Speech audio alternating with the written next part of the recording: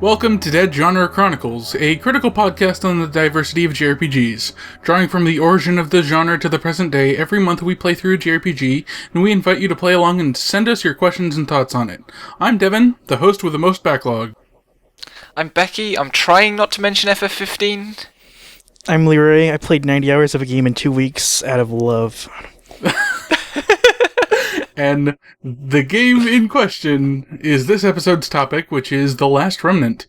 It was Square-Enix's first Gen 7 game, and it came out on 360 in 2008, before getting a reworked PC port in 2009. There are some significant technical and balancing differences in the two, so for clarification, we all play the PC version, and if for some reason you want to play it, that's the recommended version. You might even already own a copy. Please play the PC version if you play this game at all. Yeah, you might even already own a copy because it's in basically every Square Enix bundle from the last 3 years of Humble Bundles and other bundles. So, it's also been on just like $3 standalone on Steam all the time. Yeah, Pretty sure it's a game everyone's like played for 10 minutes and no one's actually finished. Except us. Yeah. And for some reason, the hardcore fan base that made the wiki, like, holy shit. Those people are incredible, and I am so grateful to them and the people who wrote the speedrun notes and do the speedrun, because holy crap, we would not have made it through this month. Yeah, I was going to say I'm really thankful. It's also surprising the intense meta-knowledge of the system. It's like I'm reading a Final Fantasy board, which I guess is a Square Enix game, but usually people, for a game that no one played, no one really knows anything about it either, you know? Yeah. Yeah, but, I mean, this game is especially baffling. We went from, I think I said it early in the month, we went from the archaic with Dragon Quest V to the completely arcane with this game, because it's just like, oh, where do you start? I could say there's been 2 moments playing JRPGs or RPGs where when I was thrust into the battle, I could not parse or process anything that was going on. The first time was Resonance of Fate, and the second time is Last Remnant. Yeah. Yep, so that's probably the first really good comparison to draw, right? Is this game and Resonance of Fate, because they're from a similar period and a similar context, and there's a relationship between the problems that they have, particularly in terms of the combat, in that they're both attempts to take turn-based structures, classic JRPG structures, and spatialize them. Put them into a three-dimensional, or something that is more like what games mean by three-dimensional space, and make the space a meaningful part of the combat. And that is always what made them most baffling. Yeah. I think Resonance of... Sorry, go on. I was just going to say, it reminds me of like a really, really loose attempt to try and turn like the grid-based systems of like D&D and other tabletop RPGs into something for a JRPG battle system, but there's no like... A lot of this game is just really obtuse and really hard to actually read anything from. Well, the problem it has, and actually more than D&D that has a grid-based system, it's more like a Warhammer game that doesn't have a grid, so your units can kind of move at any angle they want. I just mean like it has a giant battlefield with a set amount of space, and you're just like never allowed to know how far you're actually effective in, because it's just like it's there far. Like it'll tell you have a mini map, and it tells you like these are too far away to do anything. You can try and close in, but like anything else is useless. Yeah, in some ways it's the same problem as Resonance of Fate, because it's about spatializing stuff, but actually a big part of the problem that Last Remnant has, particularly if you try to play it straightforwardly, is that you don't have anything like the kind of spatial control that it suggests you have. Like it posits you as being the commander of this small army on a battlefield, and gets you to go, well, where do you want your units to go, and what do you want them to do when they get there? But then you give the orders, and the battle phase starts and as it plays out, the results are just not recognizable from the instructions you gave. Well, that I will quote, battle plans never survive first contact with the enemy, which, except that happens every turn. Every turn. Yep. Like, you have this little minimap that shows you where all your units are. And you go, well, okay, it makes sense for these units to go against those units because that's a good matchup, and it will let me keep my units together so they're all in range to heal one another if necessary. And then the turn will play out, and they'll scatter to the four winds for no visible reason. There's like unsaid speed stats depending on what formation you picked for your units, and each enemy has a different unsaid, unspoken speed stat. So you can, as Becky's saying, you can choose which enemy you want to engage, but if the other enemy's faster than you, they'll cut you off, and then you're forced into probably, you're forced to a union fighting a unit you didn't want them to fight, and there's something you can do about it. Yeah, like, it's got a system where basically you pick actions before initiative order is determined, and you could do cool things with that. Other games have done cool things with that. Even, like, otherwise quite primitive JRPGs have. Like, FF3, for example, has mechanics that make that interesting. But there's too much else going on here for that to be bearable. Well, I was just going to say, the reason why mistakes are so, let's say, deadly in Last Remnant, it's because it's not like there's like a huge penalty for retreating like old war games like D&D, but it's because, I mean, there still kind of is. If you try to lock off from a union you're fighting, you will definitely take a hit in morale because they'll be able to flank or engage another one of your unions now that you've came off of it. Or they'll chase you down and raid lock you. It's just like... Yeah. Ugh. Which, if it's a large enemy, if they just lock you at all, you lose morale just because that's just how the game is balanced to be just bounced against you. Yeah, the morale system is horrible. I brought up D&D because it's basically... once I started reading all the garbage terms they used, like interference and raid lock. Raid lock is just an opportunity attack. That's it. Like once I processed that, it was just like, okay, I kind of get what this is doing. I don't like it. Yeah. Do you know? Just on the subject of terminology, do you know what how the Japanese game presents deadlock? No. Lockup. Like, instead of putting deadlock up on screen when a deadlock happens, it's lockup in English. Nice. Oh, nice. It is a lockup. Why? But what the heck? Like, if I was gonna put that into D&D terms, it would be like they're engaged. You can't. Yep. And it's like, just use, like, the localizers are just as much to blame for the garbage words they used. Yeah, I mean, like, deadlock, I kind of get, because in tabletop it's almost always referred to as base contact, or base to base contact, and that's always been an awkward term. Mm-hmm. So deadlock isn't a bad substitute term for that, but then raidlock just comes out of nowhere. And then there's stuff like flank, rear assault, and massive attack, which is the best thing that never happens to you, or it always happens to you. Is massive attack when you have a second unit doing a rear assault, a rear attack? Yes. Yeah. So to get this right, you have to have a unit that does a deadlock, then a unit that does a flank attack, then a unit that does a rear attack. No. You need two flanks to rear. Yeah, you have to flank twice. It's only possible for the player to do it if they have a summon out.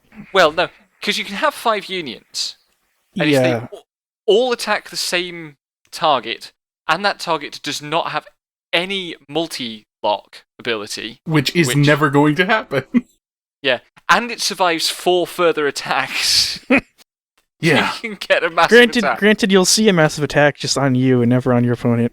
I never saw one, but I didn't do any of the hard stuff. Oh, I saw one. I saw one while I was doing the grind with the cockroaches. Like, because there's just so many of them. Like, they all teamed up on Glennis. There's sometimes where I was just bored and link up 4 or 5 enemies and then I'd get them. I didn't even see them doing the cockroaches, but like I already had blackout by the time I started that. We should explain the cockroaches, right? We should actually probably explain the battle system better. I mean, Not really. Here's a quick. Well, no, we're missing one part. Whatever. I'll just do the primer. So you have unions which are like up to 5 people, I guess. Yeah. Squads. But the most important part of the union is the leader, and they have a weird stat called a parameter, which dictates the random assortment of moves they get every turn. So it's literally random what kind of attacks you can use, and there are times where I've actually wiped because I wasn't able to heal on a turn where I needed to top off.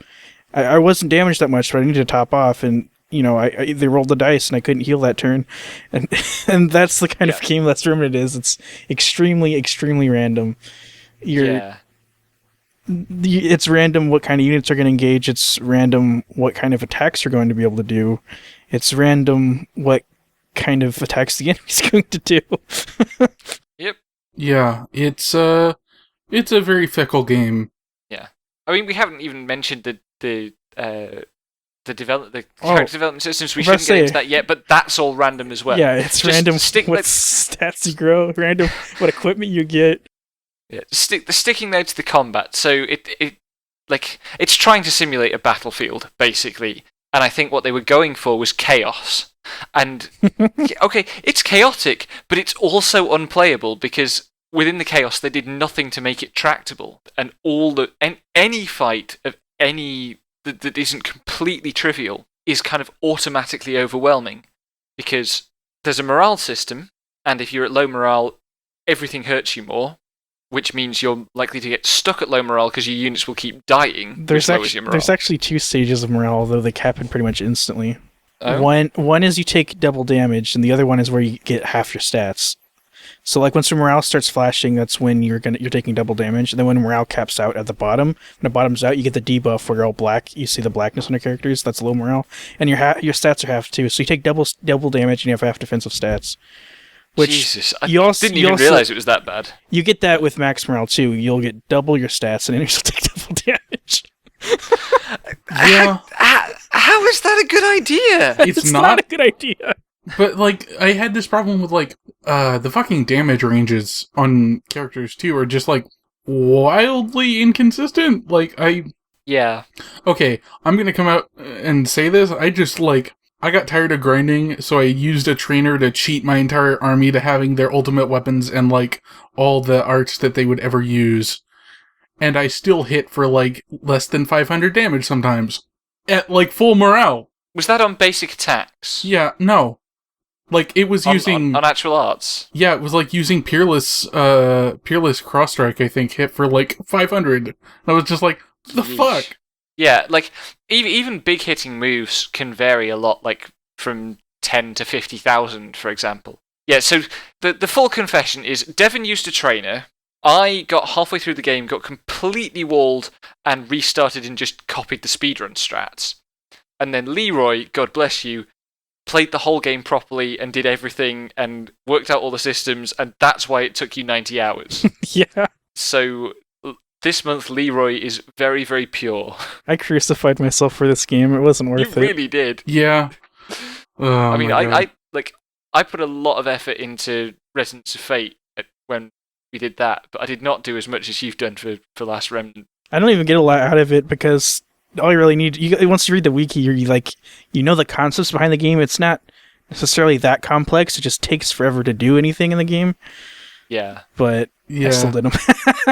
That was basically why I was just like, okay, I could spend the next 20 hours sorting out my weapons to not be shit, or I could just beep, boop, boop. Okay, I'm good.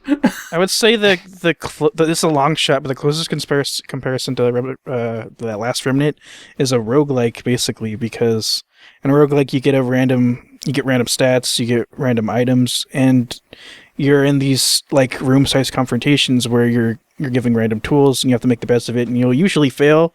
And Last Remnant is actually very much like that, where you're constantly in flux, you're getting random options, and you're probably going to randomly instantly die. Well, you see, I think there is actually a better comparison. It's also a better comparison in many ways than Resonance of Fate, and that's FF Tactics. Kind of.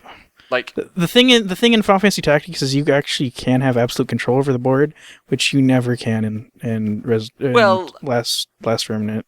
yeah, I mean FF Tactics has much more accessible breakpoints, but the random encounter composition, where like sometimes you'll just get an encounter that you can't do anything with, and Though truthfully, I forgot you can disable certain arts and you can actually control it pretty well in Last Remnant. I didn't do that. Only in the PC version. Yeah, only in the PC version. Let's talk about the 360 version too, because like it's bad. It's bad. Yeah, it's bad, but like the design they went with was you were never gonna be allowed to have more than 6 leader characters in your entire 25 unit party, or 18.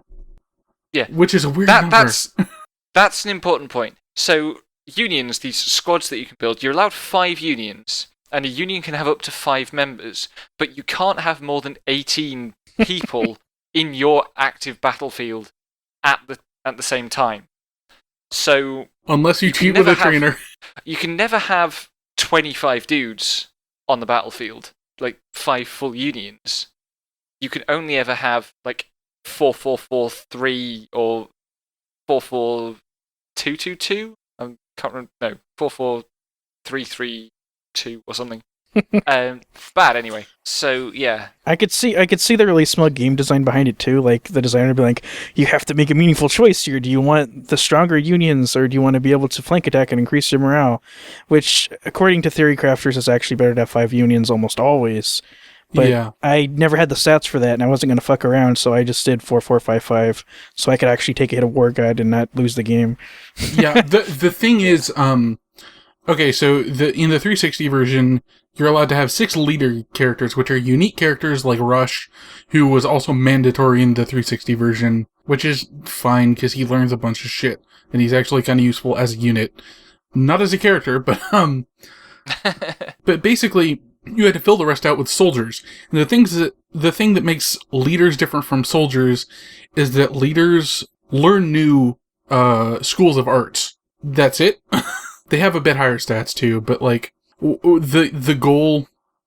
I kind of watched a bit of an LP of Last Remnant in an attempt to get like a grasp on final party composition, since I was just gonna be cheating. And the goal is to have as many unions as possible with a capped HP, because every single character can cap out their HP at 9999, but every union also has that same cap. So, right, past a certain point, it's kind of useless to have more characters in a union. But they'll take more damage too the more characters you have. Yeah. So it would be like the final characters that he went with, the unions he went with were like 3, 4. I think it was just like 3, 4, 5, 4, 4 or something like that. That's off. Whatever. But yeah, it's just like once you get past that threshold, it's pointless to have more characters in that union. So I guess 18 was kind of a threshold that they decided on based on that. But if you're playing this game like a normal human being, you're never gonna hit that. Even with 5 people. Like... Yeah, I mean, because pretty robust unions, and they were only high 8,000s. I switched at my final party when I was at like BR90, which meant some of my people like Wingale and Irina, they didn't even break 1,000 HP at the end of the game. Jesus. It was very... very sad. This is when I realized, oh, that's why you should play lower BR. Yeah, I played. It's not really that you're gonna be messed over. It's just that you can't use any characters you get at the end. Okay, we should also explain BR, which is basically something like an experience level, but it's based on how many battles you fought and how many unions you've killed. It actually does factor in how many stats you've gained too. So it's actually just a really weird unholy number. Yeah, it's this really ridiculous thing, but like. It's an attempt to quantify your power that then the rest of the game scales to, kind of. Because testers have discovered if you just grind out without getting stats, so you're just fighting low-level enemies, your BR will cap at like 120 or something until you start gaining stats again. So it's not but just that's still way enemies. That's still way too high for that to happen. That's way too high. But it's just like a weird weight of a bunch of different factors, and they can all cap out individually. Yeah, and that being said, the quote-unquote best way to play this game is to avoid all encounters until you get like your final party or enough of your final party that all of them, that most of them will gain a bunch of experience from the grind, and then you go fight endless amounts of cockroaches in a dungeon underground for hours. Yeah, so the cockroaches are it's a side quest scenario, which wasn't in the Xbox 360 version. There's 20 of them. They spawn infinitely in this arena area, and you have to link all of them into so you fight them as a group of 20, which ends up giving you like 90 unions. It's just like, ugh, there's so many cockroaches. It comes to about 100 chain per 20 encounter. Chain is a measure of the number of individual enemy entities that you fought. So that goes it's composed of because you can actually link more than one encounter together and fight them all at once. Yeah, it's enemy unions that you fought, but specifically without exiting to the world map. And here's where the fucky bit happens. At like 200, you get 50% bonus experience to all your skill and stat gains, and at 370 chain, which will not happen naturally, you will get double experience to stat and experience. I'm going to gains. actually here, but it's actually possible because if you progress 2 areas into a zone and come back 2 areas, all the enemies respawn. So theoretically, you could just walk but around. You're not going to fucking do that. Walk around for like 10 hours to get 300 units.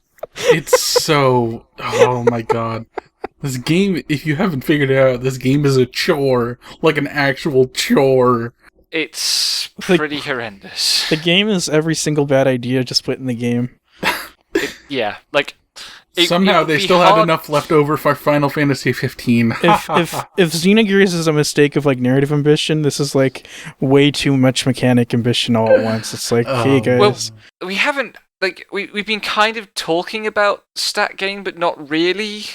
So let's just spell all of that out. Well, actually, let me just say how you're supposed to play this game. You need to like as soon as possible figure out what your final unit is going to be, and you need to make sure those characters only use that one kind of art you're going to have them do, because otherwise they won't even get into your arts by the end of the game. Yeah, but yeah, so individual characters do not have an experience level. Instead, as they gain experience to specific abilities and to specific stats, and the stat progression is basically random. Every time they gain XP, there's a chance that they'll get new stats or stat upgrades, and the arts progression is contingent on actually using the spell. So you don't get any growth in abilities you don't use. Also, well, that's true for both Mystic and Combat Arts, but for Combat Arts as well, if they just do attacks, they gain experience points in the wield style, which characters have multiple wield styles, and once they have enough wield style points, they learn a new art in that. Right, okay. Yeah.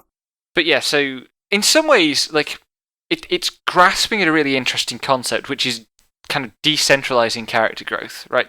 The simplistic character level experience growth, if you try to read it literally, becomes pretty problematic. You know, it's we've talked about this before. It's a very, very basic kind of meritocratic modeling, and in some ways this is an interesting way of disrupting that, because it says, well, there's no one-to-one relationship. Like there's no guarantee that practicing something a lot will actually help you get better at it in any consistent way. But there's nothing in the structure of the game to kind of narratively gel with that. There's no reason for that idea to connect to any theme that's in the game. And so it ends up just being a mistake, because what it does, it makes it impossible for you to actually progress through the cussed thing and find out what the themes actually are. In fairness, if it had a normal level system, it wouldn't really reflect any of the themes either.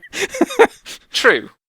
At least you'd be able to get through the game. Yeah, I was gonna say I normally actually like games like this. It's more satiric. It's not completely well defined. It's not as clear cut, etc. And it's a good opposition to the tradition, like you were saying. But the problem with Last Remnant is BR. Obviously, it's that even though you're gaining randomly, your gains are kind of irrelevant because your enemies are gaining too.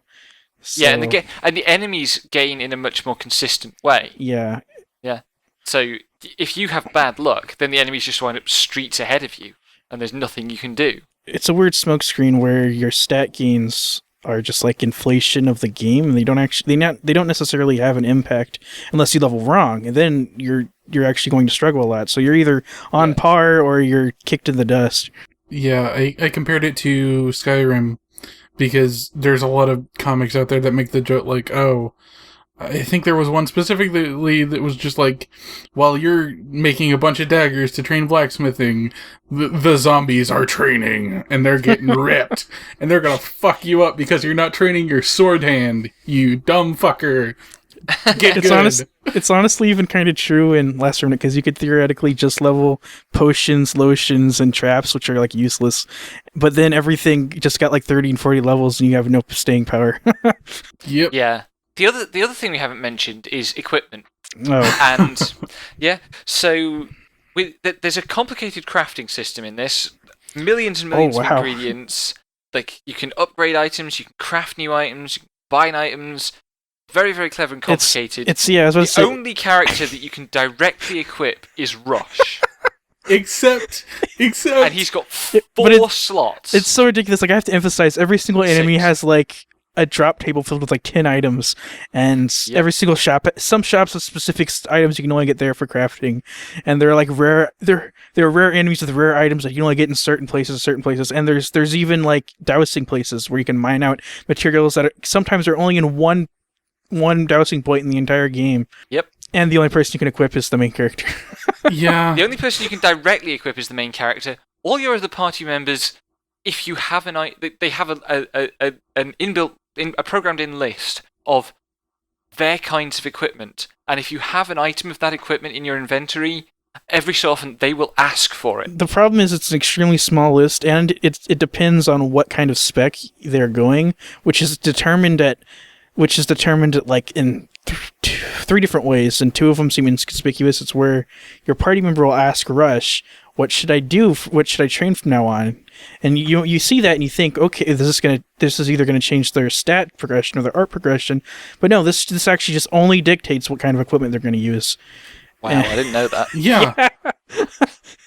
If you want them to get a weapon that has the right amount of attack for a combat person, you can't tell them to be balanced. Even though going balanced sounds good on paper, it'll give them like usually a mystic focused item, and it'll be really weak, and you gotta always say combat for most characters. And it's not communicated what that means or what it does. Yeah. I'm sorry. I was just gonna say, the thing with you can only equip Rush is dictated by a single line in the configuration.ini in the save game folder on the PC version. So you can just set that to true instead of false and equip your entire army normally. And the funny thing about this is, okay, so like Leroy mentioned, they'll ask for different stuff based on their progression. But what neither of you I think realizes that those are entirely separate from the actual like characters. Like, they're just pulling from a separate list that's like, let's say Blockter uses a Tabarzine, specifically him. And he's just like, okay, the next one up in this specific progression line is this. So I'm gonna ask for this. That's true of any character that uses that item. And because you can just make characters wield different items by changing a line in the settings file, you can give a character like a lesser version of an item you want them to use, fight a couple battles, and they'll go, okay, I use this weapon now. Oh, that's a better version of this weapon. Can I have that? Which is insane!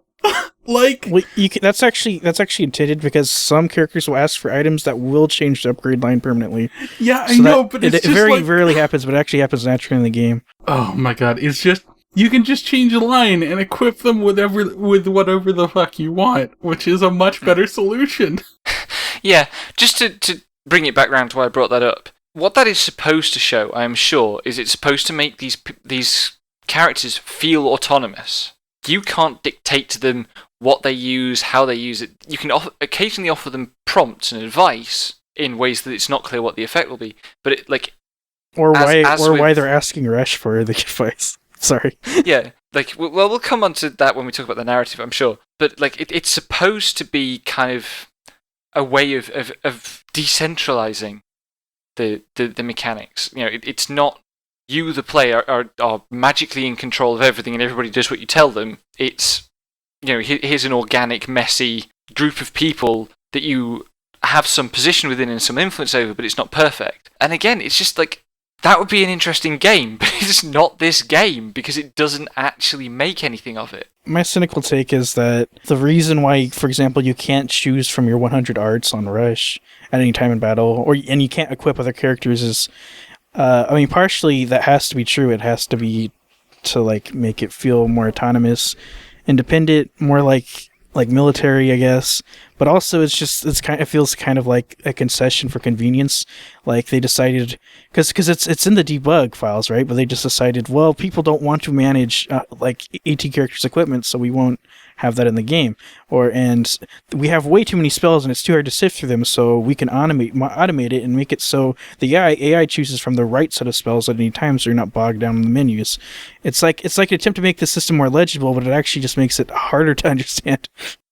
Yeah, I mean, it has to be said, like, actually playing the game, playing the combat particularly, the decisions are so limited most of the time that it's really, really quick. But it's also, like, the trade-off for that is that sometimes none of the choices are good, and you can't do anything.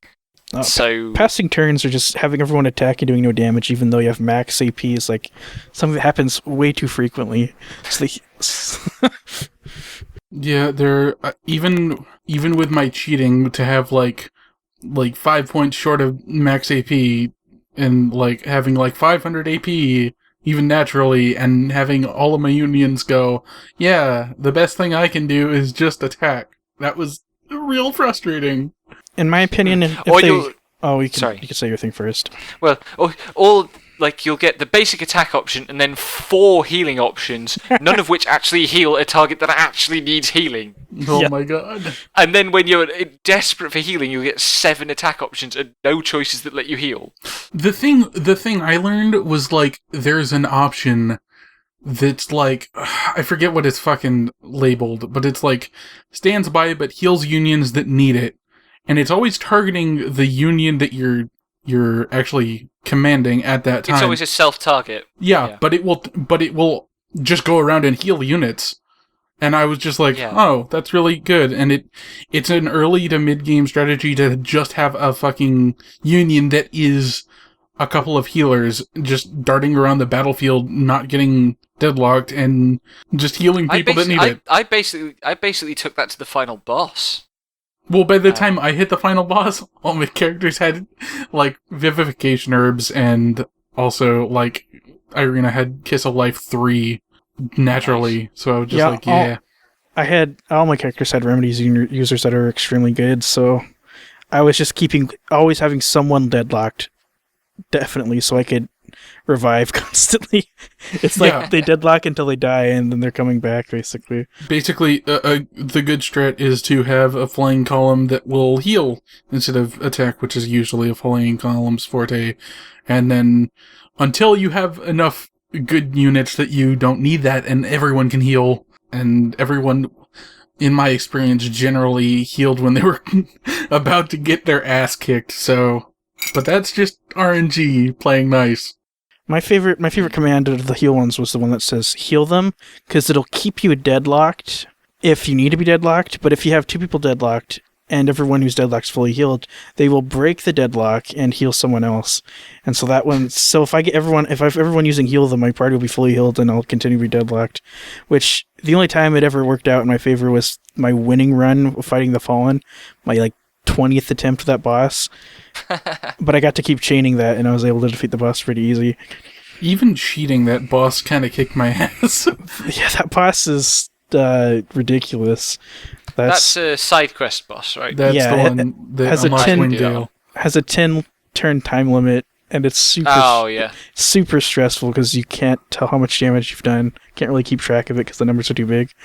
Also, Also, because this game has like level scaling, the HP scales as well. And Yeah. also it's just kind of random within those scaling parameters. I'm not condoning a trainer per se, but the trainer did let me see HP values on the bosses, which is not true normally, and that was actually reassuring, because I knew what the fuck was going on. Yeah, it's just, there's so much crap in this game. I've played some bad games this year, but there's just so much bullshit in here. I actually felt extremely good when I beat the Fallen, because it was just like defying the odds. It was just like putting 50 20-sided dice in a bucket, and I just kept throwing them on the ground until I won. That's what playing Last Remnant's like. Nice. Well, putting 18 on the ground, because you can't have more than that in a team. But yeah, I was gonna say. If we're having one die per character, then 20-sided is a bit generous, given how few options most characters have. I was gonna say to an earlier point, for these systems to be like playable to me, I want to have no control over my party members, because then they'd actually be autonomous. Like in battle, they should just act, and I shouldn't get these really weird compromise of I can kind of control them, and then I shouldn't be able to see what kind of equipment they have at all. They should just do that, and that should be their thing, because the weird in between just feels like a bad compromise of both halves, and it doesn't really have anything behind it except frustration. I see what you're saying, but also like just trusting all of that to the AI is making me feel profoundly uncomfortable. Well, there hasn't been a game that's proved it could work, because Persona 3 certainly doesn't, but that's... Quite. That's basically what I'd want to see, otherwise you should give me full control. I don't like... If the fucking combat was easier, like, that's all it needs. Just make it less hard to kill the bad guys, and then you can have all this bullshit stuff about semi-autonomous party members, and that'd be fine. Something that goes unsaid is that battles are extremely long in this game. You can spend 5 minutes on a random encounter, and you can spend an hour on a boss.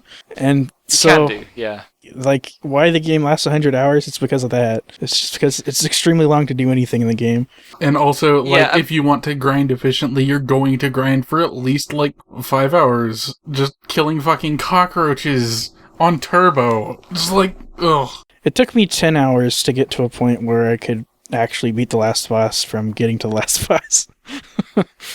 Yeah, the most grinding I did was kind of to beat the Gates of Hell, which is kind of the mid game. It's the end of disc 1 basically, and I was walled on the Gates of Hell for about 2 hours of attempts, and I did about 4.5 hours of grinding. But then that did carry me through the rest of the game, provided I didn't do any side quests. Yeah, also we should mention that the final boss scales based on how many side quests you've done. Yep. Which is just arbitrary. There's already BR, but they added a second BR just for the last boss. Yeah, he gets harder and harder until he becomes the true conqueror at rank 8. And when you do all the side quests, and it's just like, oh, Jesus. A neat thing about the True Conqueror is he has the capability to do 9,999 damage on War God. So he could just War God and kill you at no matter what BR you are, just because that's how he works. Yep. Yeah, that encounter is not well designed.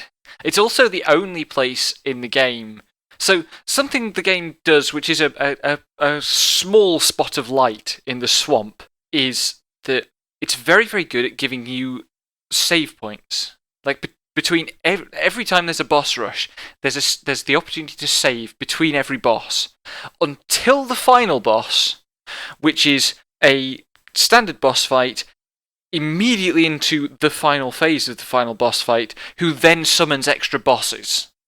The thing that made me hate the final boss, on a conceptual level, because I whooped his ass the first go, but there's a mechanic where reinforcements can come, and they usually do that to lengthen battles by giving you a few waves of filler enemies and then giving you the objective that you need to take out. Yeah. But they use it in the final boss, and you take out his two flunkies, he shows up, Then he starts summoning, I'm pretty sure, the flunkies you just took out, and also summons connected to them.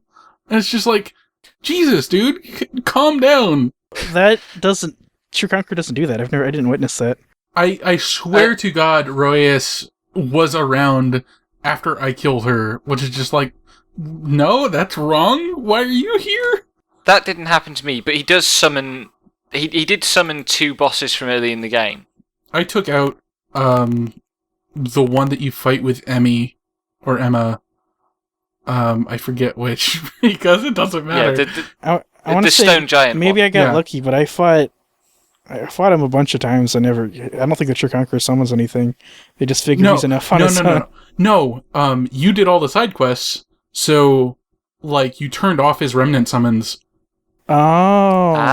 Yeah, right. That's actually kind of cool. That makes sense, actually. I did the one quest that you can turn off his Namul Niram summon. I was gonna do the one connected to Jaeger, but it wouldn't trigger, so I just like, fuck it, I'm finishing this game today. Those triggers are really frustrating, because I actually got my party member parameters, but it's not even a random chance. You just have to walk into the NPC and talk to him like 30 times, and then they'll slowly develop. They'll say the same dumb line over and over again, but there's a hidden counter, and then after you talk to them a million times, they'll just have their line they're supposed to say. What the fuck? That just reminds me of the stupid bullshit they did in Chrono Cross, where you're like, oh, you tried to open this chest 20 times. Fine, take the goddamn thing. Yeah, it's stupid. But there's like... They all get a parameter. Oh, another thing that I want to mention is like a neat side quest that you can do for a party member. Amnesia, which has Jorgen, who is a party member whose class and backstory changes depending on what 3 items you bring him to remove his amnesia. And one of them is just, I'm half demon. It's just like, okay. So, just to clarify, you get the quest, and you meet this guy, and he says, I don't know who I am. If you could bring me some items to remind me, I think I need 3 items. There's 6 items in the world, and you give him 3 of them, and the order you give them to him matters. So there's, God, what would it be? Too many combinations. 3 to the power 6, more or less 3 to the power 6 choices, possibilities. They come down to 6 or 8 possible outcomes, I think. Yeah. And yeah, like, depending which combination he turns out to have a different backstory. One of which is that he's a djinn, because of course. I didn't do that quest. I did. He ended up being a sage for me. I just did it as soon as possible, and I think he was just an adventurer, and I'm like, okay, I'm not using you. Yeah. I gather that adventure is the best form from the guide I read. Adventure is the recommended form, which I think the blandest option. I think aristocrat was also good. There's one of them that has psionics or wards. Wards is definitely the aristocrat, and those are kind of rare to find users of those. I just want to say one devil's advocate thing. I think the last boss is actually well designed, because the only intention of the last boss is there to be a constant 20% chance he can instantly lose, and he succeeds at that.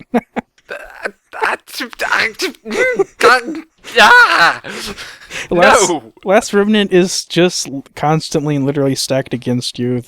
Unlike traditional video game philosophy that the player should have an edge up. In Last Remnant, the enemy nearly always has an edge up on you. I mean, there's not having an edge up, and then there's knocking the goddamn sword out of your hand because the dice said no. Yeah. Yeah. It's mostly because of morale. It's a pain in the arse. Because once you start losing your morale, it's very tough to get it back, because the only consistent way is specific spells that you probably won't get in your random rolls. And otherwise, you're just going to keep dying and losing. Unless you've got it set up so that you can cast Blackout or a Major Arcana every turn, because they give you a massive morale boost. Yeah, they do. Against the Fallen. Either that, or having Retreat Flare, or Dispirit, or Bluff, or like a lot of stuff that you probably won't get because you're just like, I don't psionics. Why? I don't want psionics. You do want psionics. Against the Fallen, I had to limit everyone to just the morale boosting moves like Dispirit and Bluff and Addle, so I could actually have enough morale so I didn't instantly die. That was a strategy I had to do. Also, kind of a nitpicky thing, but I really don't like that the morale thing is just like there is a set amount of morale to go around. Because, like, there's going to be a gap between enemy morale and, like, your morale. Yeah, it's weird. It shifts way too much, way too fast. With the spells, there's spells that lower morale, so sometimes they will have, like, barely any effect, sometimes they'll have a huge effect. And the only way to gain morale consistently is from cheer, which is on wards, which you probably won't get. And, besides just fighting and getting crits and getting lucky. And Arcana. Yeah. We haven't talked about the story. Oh, no. I have a pretty good summary of the story. Go for it. Please, Leroy. Like, I need the reminder. I don't want to be reminded, but I need the reminder. Okay, well, to start, like, I'll just say the first 5 hours of Last Remnant is, like, some of the worst pacing and directing and just all-around gameplay I've ever experienced in a video game. It is... I can't even think of a worse game. It's stupendously bad. And I would have enjoyed it, except when it's a Square Enix game, I just get mad. I'm just like, how did this get greenlit? How did you, like, accomplish this? But, at the very beginning, Rush is running through a forest, basically, and he stumbles upon a giant army. And he sees, like, a 40, 50-year-old lady fighting with 2 swords in the army, and he reckons that must be my sister.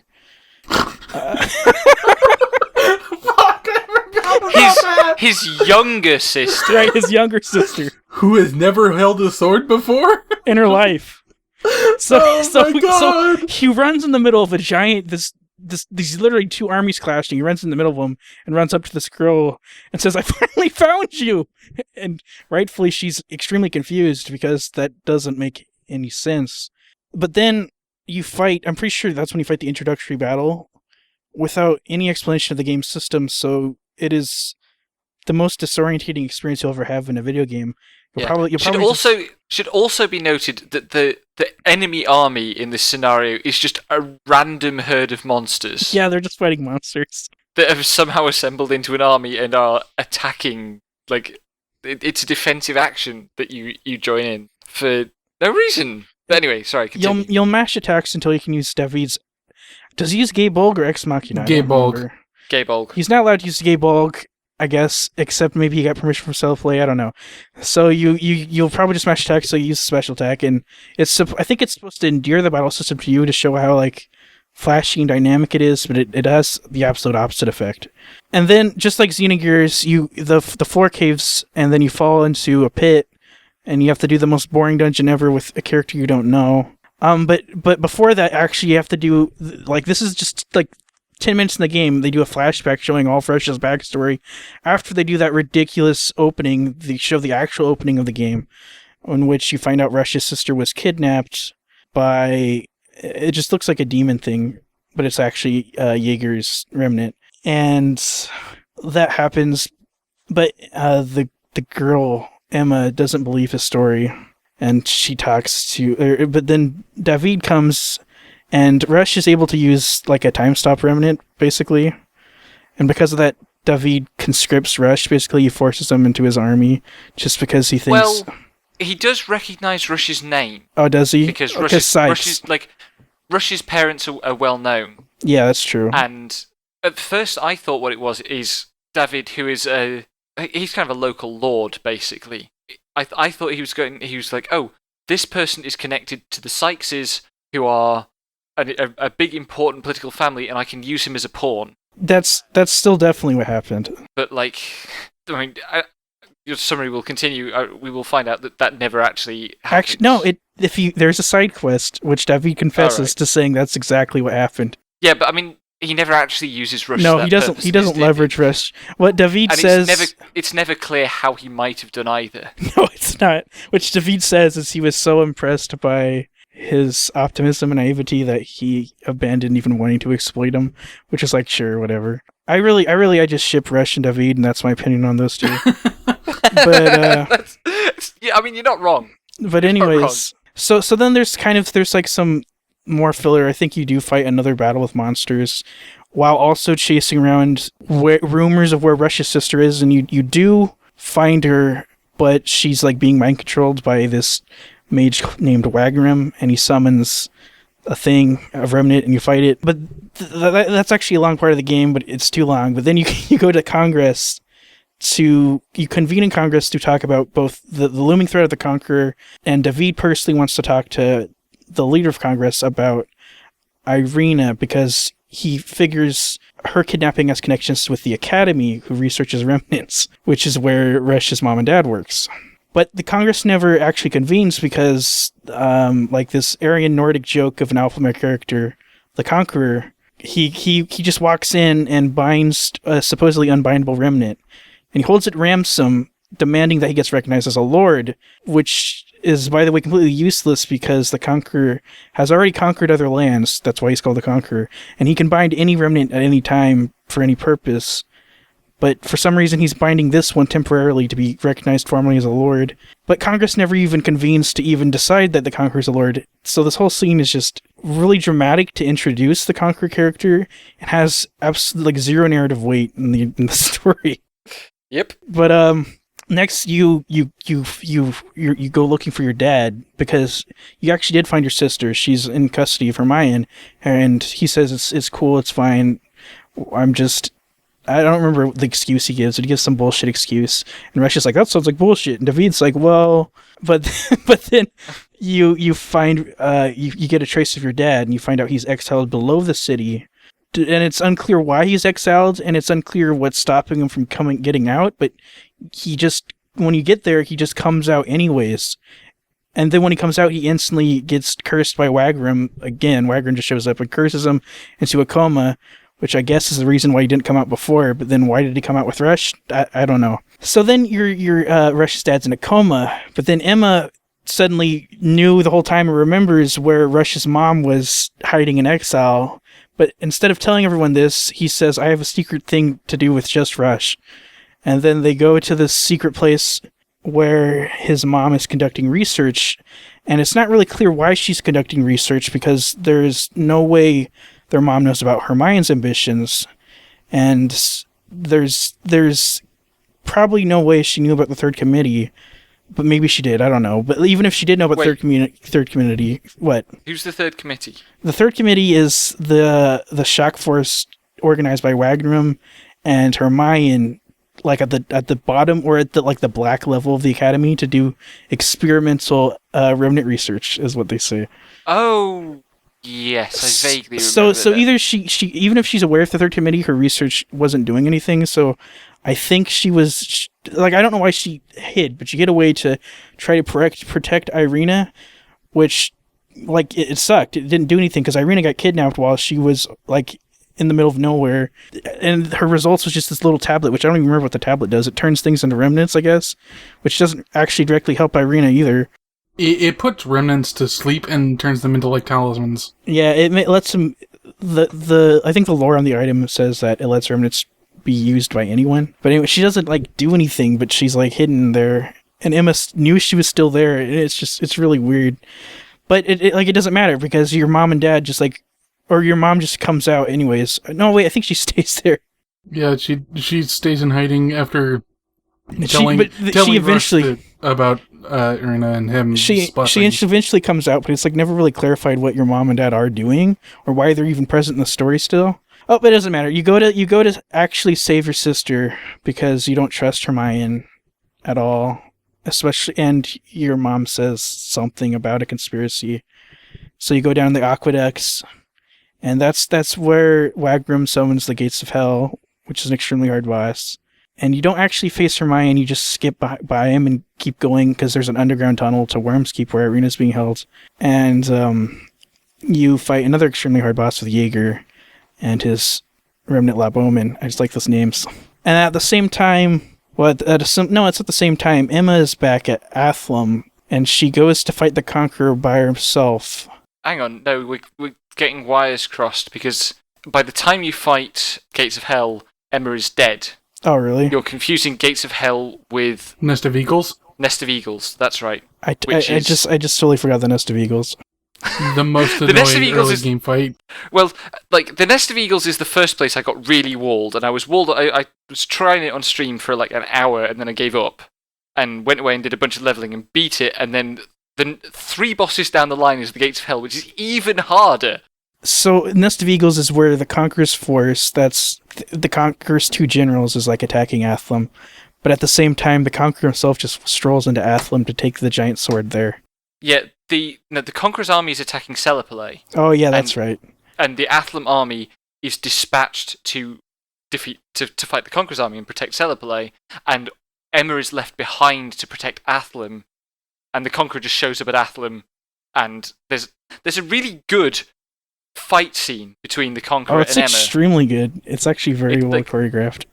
We should take a moment to note that actually, in terms of the cutscenes in this game, the actual like proper cutscenes are very well shot and generally quite well animated and kind of look great.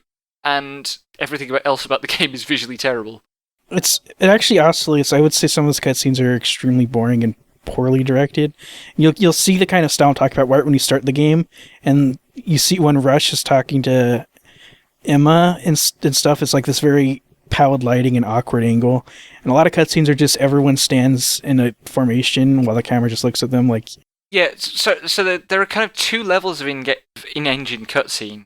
One which has full animation rigs, and one which is just their regular rigs that they use during battle and exploring. Yeah. And the simpler rigged ones all of them look terrible because none of the animations look natural in any way, and the camera's really stiff. But as soon as they get onto the enhanced animation rig, those are the ones that look great. And I don't know what you're talking about. The scene where Rush just kind of slides left as he runs past Irina is art. I will hear nothing else. But so Emma fights the Conqueror, and it's a long fight, and it's kind of shown by the Conqueror's actions that if she disengaged, he probably would have let her live. But she keeps fighting him until the Conqueror kills her, and this is a tragic death where it didn't really feel necessary, but it's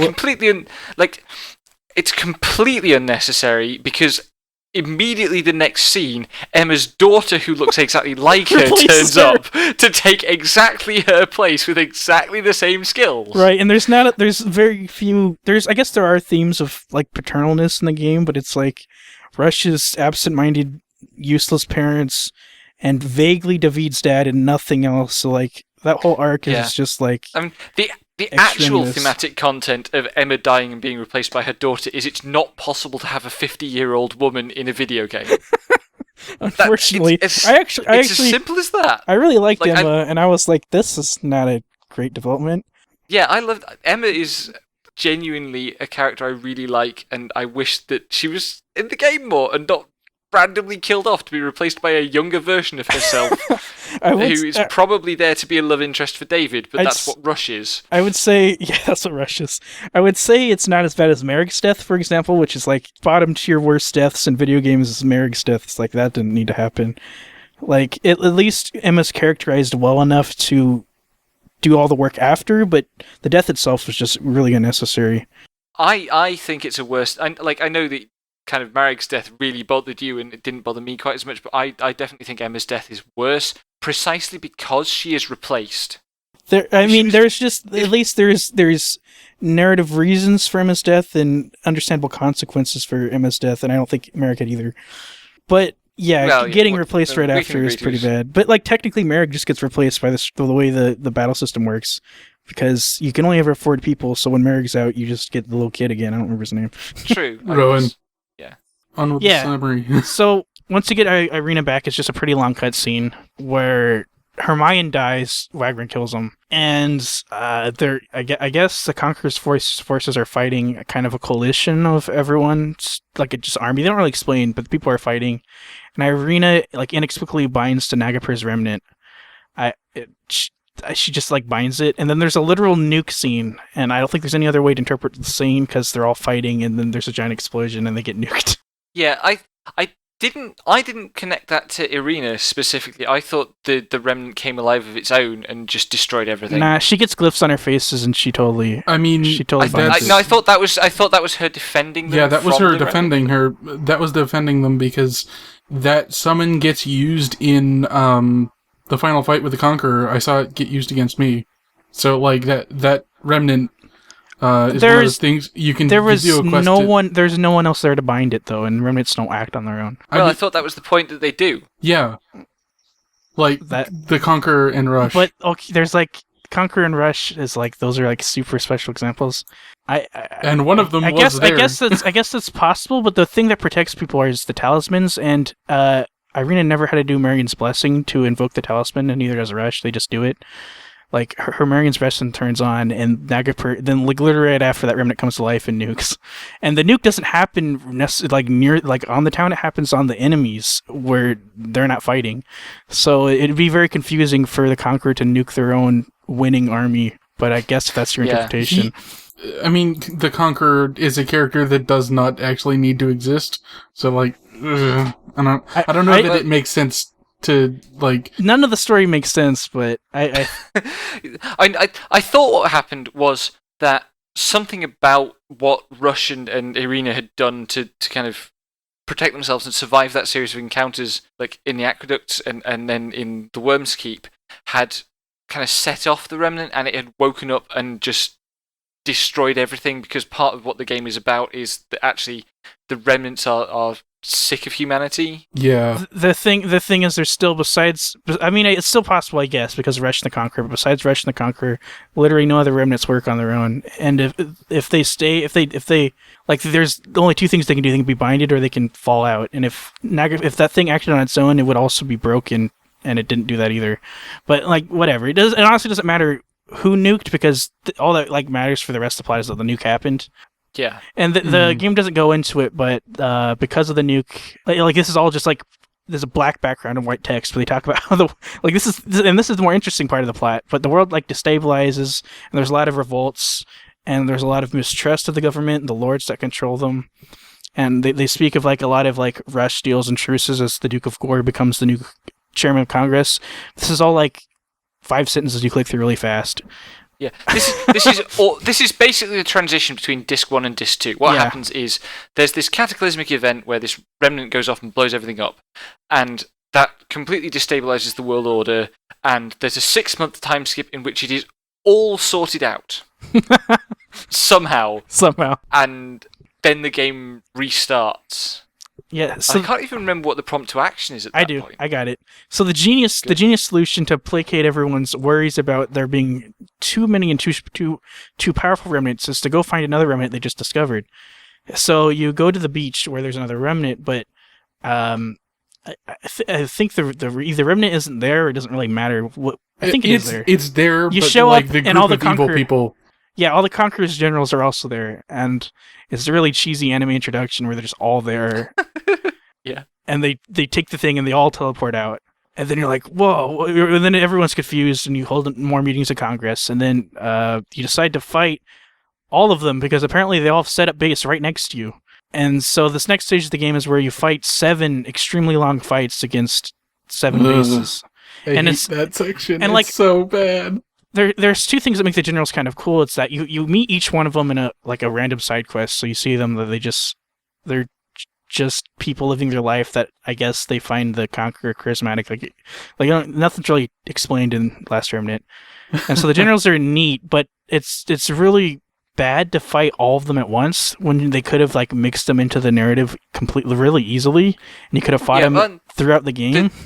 It's I think the idea is again to bring the idea of this being a war to life, because what it is there's this fort that you need to get to where there's some widget or other, and it's protected by a magical barrier which is being sourced from 6 like neighboring forts that are in a ring around it, and you have to go to each fort and clear it out and then destroy the magic source, which in each case turns out to be the boss, and when you kill the boss the magic dissipates. And I like the shift from Disc 1 is like a lot of dungeons as a dungeon crawler, and Disc 2 is mostly just these giant fights that you hop from fight to fight. But I still think it's excessive to do 7 at once. Yeah, well, that actually, I mean, we kind of joked about the Xenogears thing of the introduction to Disc 2 just being text on a black screen, but also that is kind of Xenogearsy as well, where instead of having explorable areas, you just go straight to boss fight. And probably the most clumsy plot point in the entire game, which is that's pretty good. That's pretty high achievement. That's like There's a lot of clumsy things, but this is the worst, I think, is that Hermione comes back to life. And the reason why it's bad is because it's way too soon after his death for it to mean anything. And he wasn't even a very sinister, legitimate villain to begin with. Like, he didn't drive the story at all. So him coming back feels absolutely like nothing. He doesn't need to be there. He didn't need to be there in the first place, and then he just comes back to not really even really be there. He gets turned into a remnant by Wagram and you kill him again. Yep. There's a great scene where he wields the Duke of Gore is, what's the species? I can't remember what the species name is. Yama, yeah. Yama, who are kind of like the bulky. They're not really orcish, but they're that kind of. They play that kind of. They're role kind of bulky Sahagin. Yeah, they look like fish. I actually like the races in this game. Yeah, they're cool. Yeah, but the Duke of Gore has this massive, like, circle-headed axe club weapon. Oh, it's ridiculous. As big as he is, and then like he's fighting the reborn Duke Hermione, and Hermione takes it off him, and so you've just got this ordinary-sized human with ridiculous anime hair holding this absurd weapon. Like, I think I really like Hermione's character design. I think it looks like a JRPG. It looks like a kind of modern era JRPG villain having a midlife crisis and trying to look like Kefka or Kuja.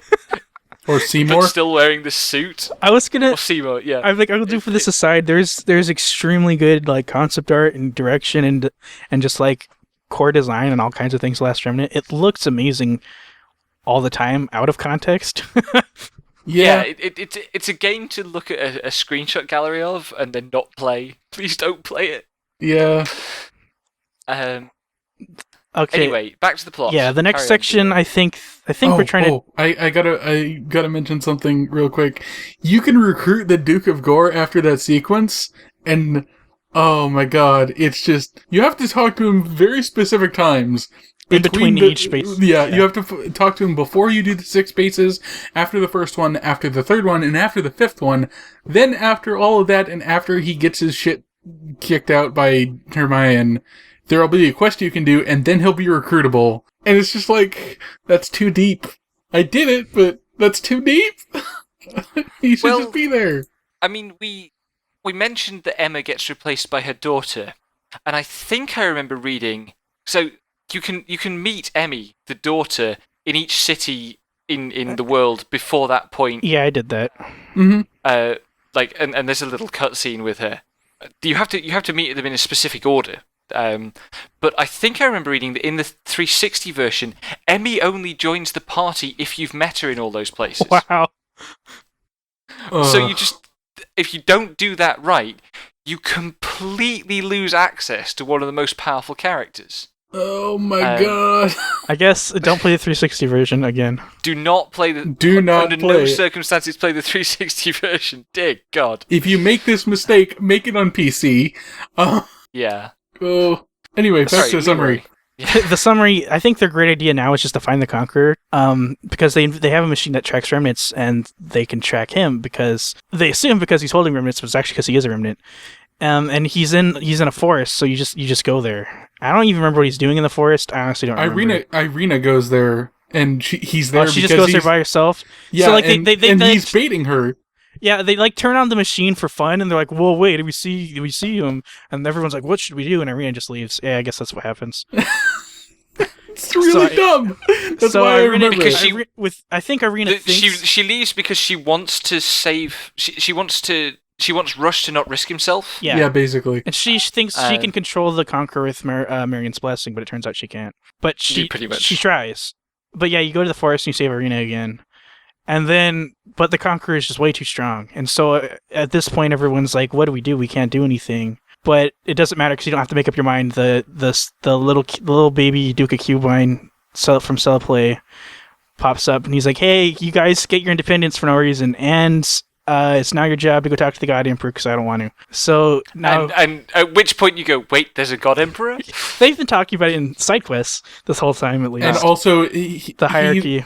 And also the Conqueror is the one that's like, oh, the God Emperor gave me my fucking... I have been ordained by the God Emperor. And give me lordship, or I'll fucking steal all your shit. Yeah, they name drop the God Emperor, but like... I think it's actually wisely too. They leave him out of the affairs because he's actually not part of. He doesn't govern anymore. It's up to the Congress. He really is just a figurehead. It's a similar situation to kind of the modern Japanese imperial family. Yeah.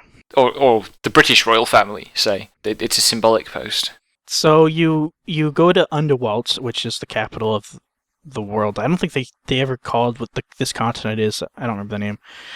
But you get there and you meet the God Emperor, but he's just kind of a kooky, washed-up old man. He doesn't do anything, and he knows that too. He's aware of it, but he's like, okay, I'll tell you who the true nature of the Conqueror is. And you go through you go into hell, the Nega Sacred Realms, the evil realms. You go down there, and at the end you see a throne, and it's empty. And the God Emperor says, "This is where the Conqueror came from." And Wagram shows up too, and Wagram's like, "Sup?" And he's like, "You can't, you can't fight the God Emperor because he is the will of the Remnants, and we're gonna obey them because our power comes from Remnants, and that's it. And if you defy me, you're a traitor." And the God Emperor's like, "Yep, I agree with this guy who just suddenly showed up." Do you guys know who Wagram is, by the way? Nope. It's buried in one of the side quests. I actually know. He is the Imperator, which is the original God Emperor, which is the person who married the original, or like Irina's grandmother or whatever. Right. Okay. So he's like super immortal, half remnant god of all time, and that's why he's showing up all the time and doing crap, because he's the Imperator, and that's who Wingo wants Why to does he kill really randomly bad. die after this trivial Honestly, boss fight? I don't think then? he dies, because that would be just dumb. He fucking disintegrates. My headcanon is that he's done. He just does that a lot. He'll come back again. He just disintegrates a lot. It's fine. Anyways, oh yeah, my joke is basically it's revealed that the Conqueror is the Lorax. He's the speaker for the Remnants, and he just went up, and the Lorax just went to heaven to I don't know. He just went up to heaven, and you don't know how to get into heaven either. So unless you've already explored all the dirty, boring caves, but I'm assuming you didn't, because those dungeons super suck. So you have to talk to an old man in one of the bars. I don't remember which one, and it'll open up the specific dirty cave, which has another. It's the back door to heaven. Yeah, it's a back door to heaven. It's the service access for heaven. Inexplicably, another portal to heaven is located there. And I'm riding the service elevator to heaven. Honestly, if you've been doing side quests this whole time, this progression of events doesn't feel weird, because you've done quests like this a million times that they just fall apart and they don't make sense and doesn't really matter. And at that point in the game, I was like, oh yeah, sure, there's a portal in this cave 100,000 feet underground. That's whatever. But and then you fight Wagram in there, and he doesn't fight you though. He summons an idol. Then when you beat the idol, he disintegrates. And I don't know. I think he lives. Dumb fucker. Oh my god. Honestly, I'm rooting for his immortal ass. But you go to heaven, and it's probably the best looking dungeon. But it's also, and then you walk through all these suspended cylinders, and you press switches that change the whole arena ill-defined. It's pretty cool and abstract. And then you get to the end, and you fight the Conqueror with his closest generals who came up to heaven with him. We talked about the Conqueror fight. Basically, what the Conqueror is doing is that he's going to release the Remnants from human control, so that humans will appropriately respect the Remnants rather than trying to master them. I think it's even implied that when Remnants get autonomy, they're probably just going to kill all the humans. Yeah, Devin and I were discussing, it's kind of like the ending of Tales of Vesperia, which, spoilers, but basically at the end of Tales of Vesperia, the final boss is a guy who thinks the power of the magical things that humans use to build their culture on the Blastia is dangerous, because it upsets the natural order. So he's going to blow them all up to destroy all of mankind so that the world can go back to the natural order. And you fight him and you stop him, and it's actually very thematically relevant to lots of things that Tales of Vesperia is about. Whereas in Last Remnant, it's the same idea, but there's no point to it, because Rush himself is a remnant, and he's just going to disappear as well. I got some vague and points. You end up agreeing with the Conqueror. Rush goes, yeah, we'll destroy the Remnants. It's fine. There'll be no more Remnants, and humanity can deal, and I will be gone, so I don't have to worry about it. But yeah, game is bad. that is the key part. Rush is I'm a remnant, and bro, that's not cool. And because I know Rush totally says bro, and he ran in, and Also, like once it's revealed Rush has always been a remnant, I think Irina's relationship with Rush got really weird. But Rush says no more remnants, like it's House of M, and the game ends. There's like some Hallmark card scenes where everyone's like, actually, it's fine. Didn't really matter that Rush is gone. My favorite one of the Hallmark card scenes, while you're mentioning them, is that in the outro sequence, like every minor character gets like a happy scene, but also randomly there's one of the giant monsters has a happy scene where it looks at its nest and there are eggs in it. That was one of them. It's amazing. I have my best attempts at analysis to like squeeze the most worth out of this game, so if we're ready. Go ahead. So first of all, Remnants shorten the lifespan of their users and the feelings to be felt by their users. And so, like, the more powerful the Remnant, the more damage it causes, like how David's dad just instantly died using Gay Bulk. And so on one hand, it's like this really heavy-handed metaphor to say, the Masters, they're oppressed too. Which that's always a weak metaphor, right? Like, David's life is hard, but it's not relatable, and it doesn't, like, matter how hard his life is. But it's kind of like a physical manifestation of how toxic that hierarchy is. Like, it's literally killing these people, it's not sustainable. And something has to change, because remnants are putting more and more strain on their users. And so the world was already sliding toward a democracy, and I wish like the game put a clear statement on like what's happening now with that remnants, but it actually doesn't.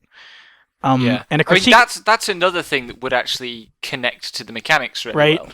And a critique of monarchy is like not that impressive. Like we all know kings are like right, it's like basic, but that's what the game ends on. So, but then there's Wagram, right? He's the immortal god emperor who teleports and tries to puppet things from behind the scenes. And I think as far as like giving the Conqueror complete rule, and I think that's like a complete degeneracy of the ruling class. Like they'd rather self-destruct than grant any power to the people. But like again, this is a critique of monarchy again, so it's kind of like, well, yeah, and it's like matter of course. It's not meaningful or subversive. This is like stuff like grade schoolers know.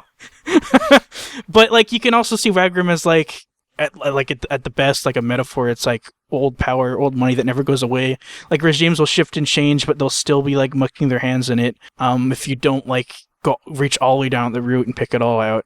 And like maybe it's difficult or impossible to escape from institutions that you could escape from the founding purpose of institutions like that. So like Wagram's immortal interference is the immortal interference of powerful elites. Well, also, like in that case, you can see the remnants themselves as metaphors for institutions. Definitely. Well, that's why I said they're like the old order, but they're sentient. It's like a sentient version of old values. But I think the better theme, or the only good theme, is we start with the nuke scene, because this is like the most blatant, definitely a nuke scene I've ever seen in a JRPG. Like Final Fantasy VII has the meteor, but that's more like a looming disaster, which could be a lot of things. Could be nukes. It's a lot of things. It's just a very open symbol. And there's Xenogears nuke scene, which is more just to say Faye nuked to town, because that's like all it's there for. It's just to raise the stakes and the tragedy of just this one character, and the fact that he nuked doesn't matter. But in this game, when the nuke happens, it's like specifically nuke in the middle of a war, and it creates distrust of government and order and weaponry, and that's a nuke. I mean, that's just, there's no other interpretation. So when I saw the final scene, I thought it was actually about disarmament, because everyone's afraid of all these remnants going away, but like at the same time, if they're all gone, that's like if remnants are nukes, that means nukes are all gone. And so Last Remnant saying, yeah, you can disarm and it'll be fine. The Conqueror doing his thing is I guess like implicitly, if we hold on to nukes, we're going to have mutual destruction.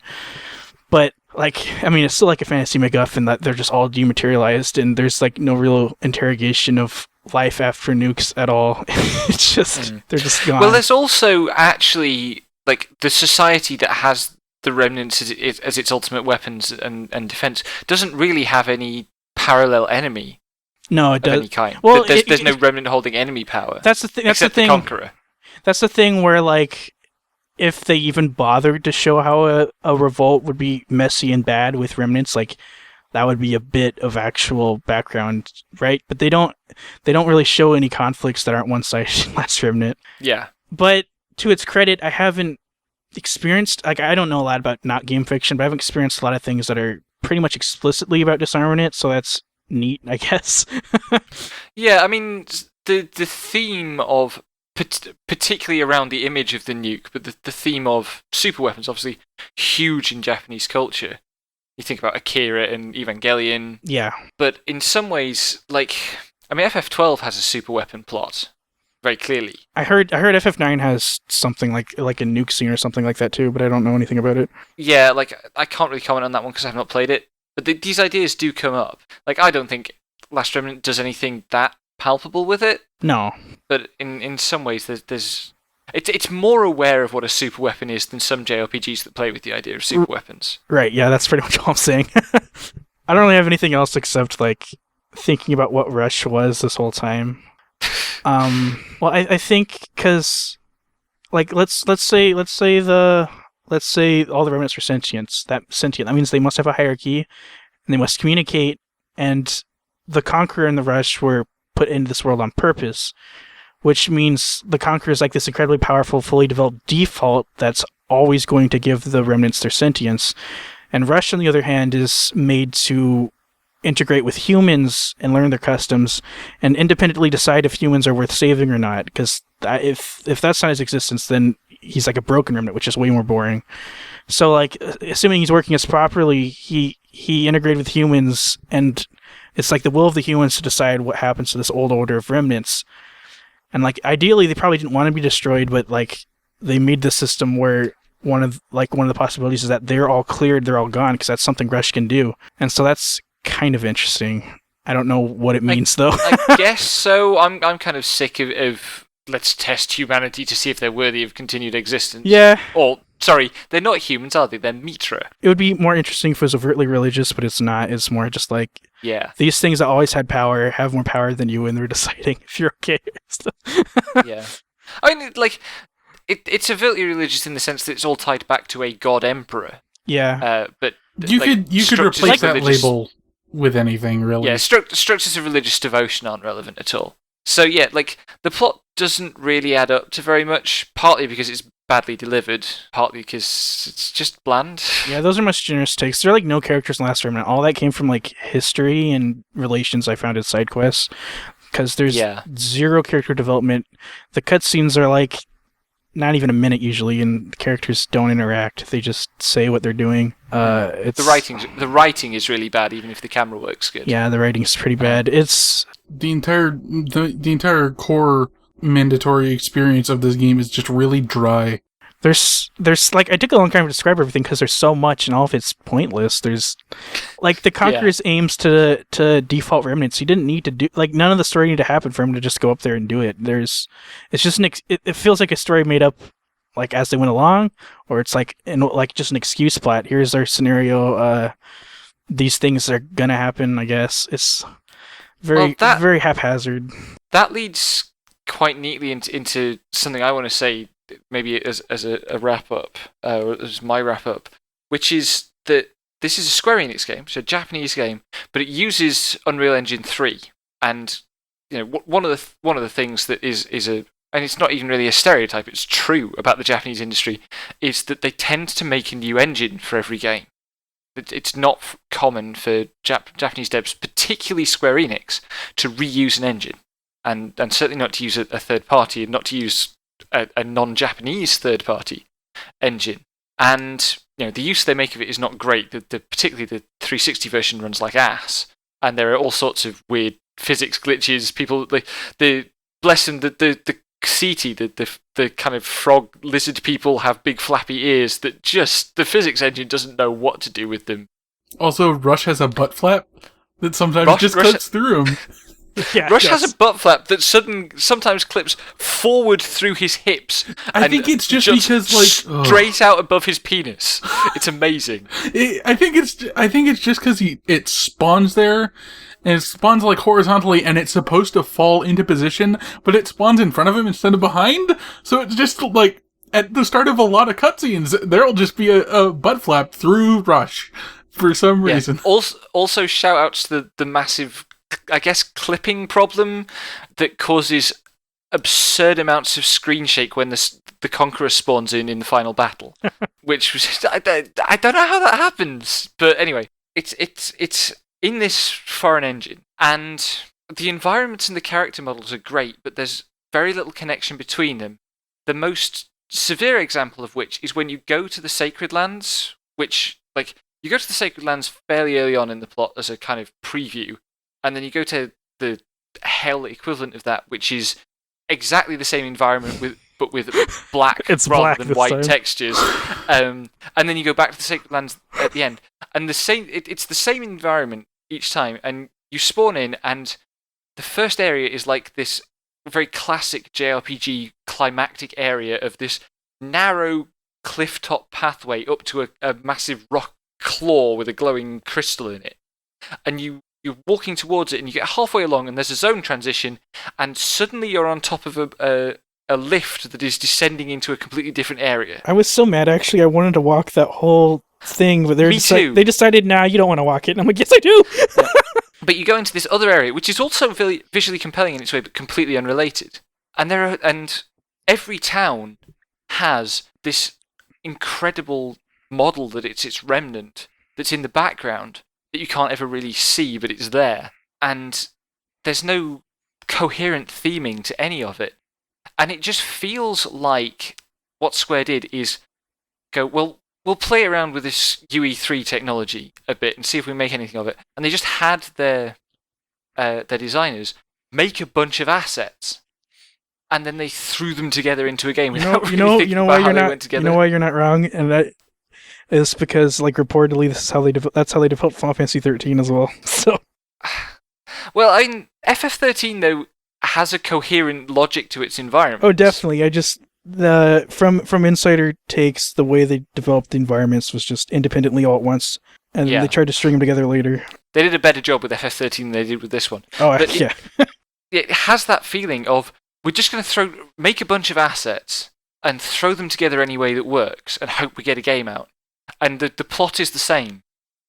Yeah, we'll just throw this bunch of ideas together and hope something sticks. I mean, I think they had a beginning and an ending and just nothing else. Possibly, yeah. Like, a lot of the intermediate steps don't make any sense at all. And particularly, like, the placement of bosses, where you encounter bosses, why you encounter bosses, what the plot rationale is, all of that's completely unclear. And why can Rush summon a golem? He just suddenly binds another remnant. I think it was talisman power. I think it was. Oh, really? It was the one given to his mom. I don't know. There's just a remnant in there. It just randomly unlocks the third level. So the remnant, his talisman gives him 3 powers. There's the Omnistrike, the shield, and then summon golem. Why? That golem can use Addle, so the golem is my friend. It's helped me in a lot of fights. I never used it apart from in the mandatory bit in Gates of Hell. It showed up for me at the final fight, and it was just like, hey, an extra union. What up? It's not a bad idea. So that kind of feels like how the game was assembled, but it's also important to remember, and this is more a historical context thing, and it goes some way to answering why Square-Enix might have been doing this at this time, is that this game is possibly Square-Enix's only release between FF12 and FF13. I don't know what they did on PS2 after FF12, if anything, but it's their first Gen 7 game, and it is, in a lot of its, particularly its environment design, both visually and kind of spatio-ludically. I apologise for using that word, but that's the best I can think of off the top of my head for what I'm talking about.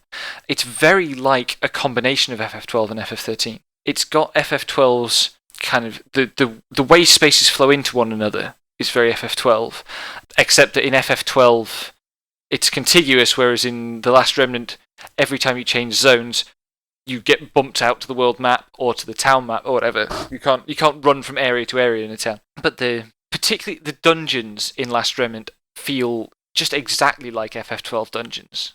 They're a little bit less visually interesting, but actually a lot of FF12's dungeons are mostly generic with occasional moments of composition. And Last Remnants just don't have any composition at all. But it's got that environmental design logic, and the monsters are just wandering around trying to make these areas feel populated. But where FF12 gives you complete control and lets you micromanage everything and program the AI yourself and develop your characters any way you want, and it's got a lot of freedom in that sense, and partly to show that the freedom is meaningless. That sounds like what Last Remnant should be. Sorry. Yeah, but FF13, of course, famously is very restrictive because it's making a point about restrictiveness. Last Remnant is somewhere in the middle. And the other thing is, FF12 gives you all these controls. FF13 streamlines everything. Last Remnant, again, is in the middle. Because it gives you all the complexities there, but it doesn't give you the controls on it because it wants you to be making really simple decisions at the moment-to-moment level. Which in FF13 becomes the fact that most of the time what you do is press auto battle and worry about your tactical choice. It's easy to see Last Remnant's random selection of move choices available as being a precursor to FF13's paradigms and auto battle, but in FF13, paradigms are very clear and very easy to learn what they're doing, and auto battle is very predictable, whereas in Last Remnant, they hadn't developed their own sense of what the concepts involved were going to be clearly enough for you to nail it down. So it's just all random. Weird as it sounds, I have kind of a soft spot for this game because I love the games that it's a transition between, and for all that it's a dreadful experience and I can't recommend you playing it, I find myself twitching for it a little bit sometimes. Like, I wouldn't mind going back and doing another dungeon in it now and then. I honestly thought about doing the post game, and I was just like, no. But it still came to my mind. I'm on the bad end of just liking this game. I actually enjoy the battle system. And I see through it. I know what it is. It's like I said, you just put a bunch of dice in a bucket and roll them. But it's like, that's really gratifying to me. I like being on the edge. I like stinking 2 hours and then at 2 hours and 10 minutes losing all 2 of those hours. Like, it's fucking stupid, but that's some of the reason why I play RPGs, and Last Remnant is on the most extreme edge of that. Having spent something like 30 hours trying to play it as a casual approach to the game, and then learning the speedrun strat, the speedrun strats were so satisfying. And I don't just mean after the grind, I mean before the grind as well. Having a clear idea of what you need to do this, and you just do it. And because the game has the PC version of the game has a turbo mode, so all the animations play out quickly, and because the menus just on a tactile level are really snappy, that suddenly felt really, really good to just power through what had taken me 30 hours to do casually in 2 hours to get the entire first half of the game out of the way. I honestly believe there's like a really confident and beautiful and deep meta understanding of RPGs as systems in Last Remnant, just presented in the worst ways ever imaginable. But like when you dig into the systems, you realize like these people have to have played a ton of RPGs to come up with these like ridiculous, absolutely new ways to play the game, because there's no other way you could do it without practice and knowing the alternatives. And it's a frustrating result, but that probably goes some way to explain why there is such a fanatical wikia for this. Yeah. Yeah. Like, the game actually does it. If you are of the kind of person who loves decoding and disassembling systems, there's so much here to reward that. And like, you can't pour it back into playing the game. The experience of playing the game will still be awful. But the process of writing the wiki and writing the speedrun notes, for the kind of people who are into that, must have been really satisfying. Yeah. So it's a weird one. It's hard to feel. I don't feel anything of the animosity that I feel towards Xenogears. No. For this, and I know you kind of feel towards FF Tactics. I mean, Tactics is just deeply disappointing. Which honestly, I still can't say that about Last Remnant. I put 110 hours out of it, and I regret putting that much time into it, but it didn't feel like when I was done playing the game, I wasn't like angry or in a bad mood. It's not that kind of game for me. There were definitely times where it made me angry, but that's because I like being able to beat bosses rather than banging my head on them for 40 hours.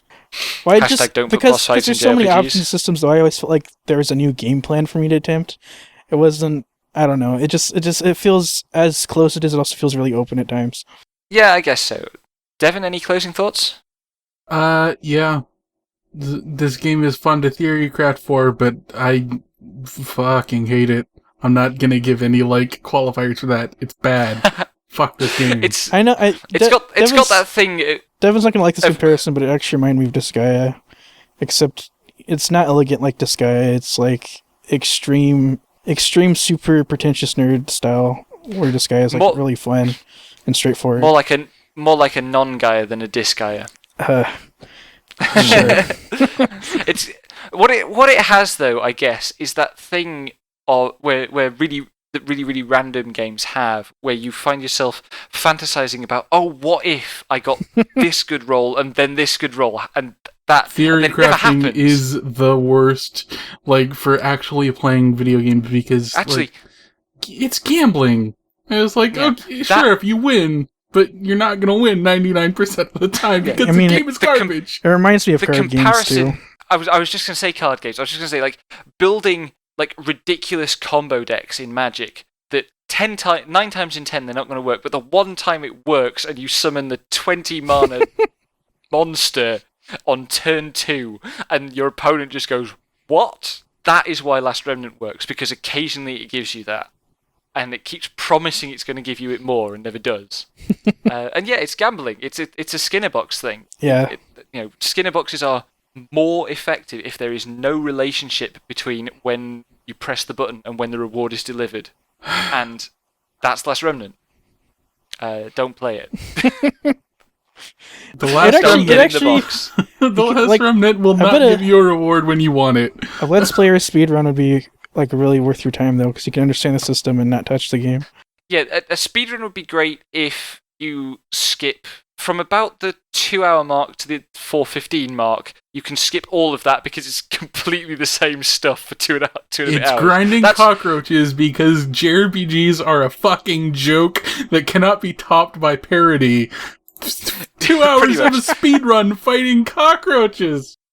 That's why I'm not actually taking this up as a speedrun game, because honestly, if there was a way to short circuit the grind, I probably would, because I'm terrible. I suppose I could do like Nest of Eagles % runs. That's about the right length. Fuck it, % runs. Oh my god. Rip Emma % runs. I mean, the story ends there because Emma's the real main character. God. I would rather have her. Emma's special stat is love, and I actually love Emma, so... Oh, we didn't even talk about how every single character has a specific stat that is I barely mostly unique parameters. to them. Yeah, parameters, and it's just like, okay, why? To be exactly clear about this, to end on a note that is at least entertaining, if nothing else, each character, in addition to having the standard like attack, defense, magic attack, magic defense, speed stats, has their own special stat. The general term for these is parameter. Each one of them has its own name. So like Rush's is courage, I think. Bravery. Yeah, Bravery, and like David has leadership or something, and Emma has love, and every named character has their own, and some of them are really fucking obscure. I think even the soldiers have their own, right? That's every single character has their own. It's ridiculous. I'm pretty sure one of them is needlework. I think I remember seeing needlework. Nice. I know some of them is like selfishness, and it's just like, okay, you're on a team, buddy. Come on. Oh, yeah. That's Darian, right? Yeah. Yeah. Even the theory crafters haven't really been able to identify what they do. They know what decisions they're involved in, but not how they affect those decisions. Yeah, not specifically. And yeah, it's an interesting idea, but because there's no communication about what it does in game, it doesn't tell you anything, and it doesn't add anything to the experience, except an occasional laugh when you see, scrolling up the side of the screen, needlework has increased, gentlemanly has increased, naive has increased. Backlog has increased for me. Last Remnant tells you nothing. And you get nothing out of it. There's no perceivable fucking consequence on, like, most of your growth actions. Oh my god. Anyway, we don't have any questions because apparently no one except us and the Wikia creators have played this game, so no one has any questions for us. Or everyone was just too baffled to be able to string I guarantee a lot of people have bought the game, they turn it on, they play through that awful first sequence, and then they turn it off, because why would you play further? Sound decision. Why would you play further than that? Like, really? That's fair? Like, I bought it in a bundle with, like, Just Cause 2 ages ago, and it was just like, okay, I'm gonna play this game.